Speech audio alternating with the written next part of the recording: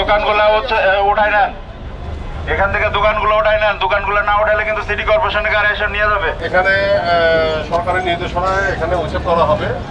আপনারা যেন কেউ ক্ষতিগ্রস্ত না হন, আপনাদের দোকানপাট, আপনাদের মালামাল কোনো কিছু যেন ক্ষতিগ্রস্ত না হয়, সেই জন্য সরকারের নির্দেশে আমরা মাইকিং করেছিলাম গতকালকে। আমরা উড়ে দিয়েছি কালকে রাত্রে প্রয়োজনীয় আবার যদি আমরা করে দিব, তারপরে একটা লাইন করতে লাগবে। রাজধানীর গুলিস্তান, ফার্মগেট সহ কয়েকটি এলাকায় যৌথ বাহিনীর অভিযানে ফুটপাতের শত শত দোকান গুড়িয়ে দেওয়া হয়েছে। এর প্রতিবাদে বিক্ষোভ মিছিল করেছে কিছু এলাকার হকার।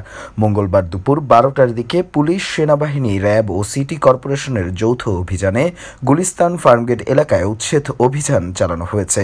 গুলিস্তানের পার্ক সহ আশেপাশে এবং ফার্মগেটের গ্রিন রোড থেকে শুরু করে খামারবাড়ি পর্যন্ত এই অভিযান চালানো হয়।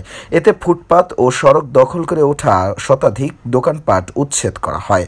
ফুটপাত উচ্ছেদের বিষয়ে ডিএমপি তেজগাঁও বিভাগের উপ পুলিশ কমিশনার মোহাম্মদ রুহুল কবির খান বলেন, সোমবার ফুটপাত উচ্ছেদের বিষয়ে মাইকিং করা হয়েছিল, তাদের চলে যেতে বলা হয়, অথচ তারা দোকানপাট সরিয়ে নেয়নি। আজ যৌথ অভিযান চালিয়ে সড়ক ও ফুটপাত দখলমুক্ত করা হয়। ক্যাপ্টেন আবরার বলেন, যৌথ অভিযানের অংশ হিসেবে অভিযান চালানো হয়। অভিযানের বিষয়ে আগে থেকে ঘোষণা দেওয়া হয়েছিল। জননিরাপত্তার স্বার্থে এই অভিযান অব্যাহত থাকবে। উচ্ছেদের প্রতিবাদে বিক্ষোভ মিছিল করেছে কিছু এলাকার হকাররা ফার্মগেট থেকে একটি বিক্ষোভ মিছিল নিয়ে 3টার দিকে খামারবাড়ি মোড়ে সড়ক অবরোধ করে। পরে তারা সেখান থেকে আবার তেজগাঁও কলেজের সামনে মিছিল নিয়ে প্রায় আধ ঘন্টা বিক্ষোভ করে আনন্দ সিনেমা হলের সামনে চলে যায়। দীপু নূর, বর্তমান টেলিভিশন, নিউজ ডেস্ক।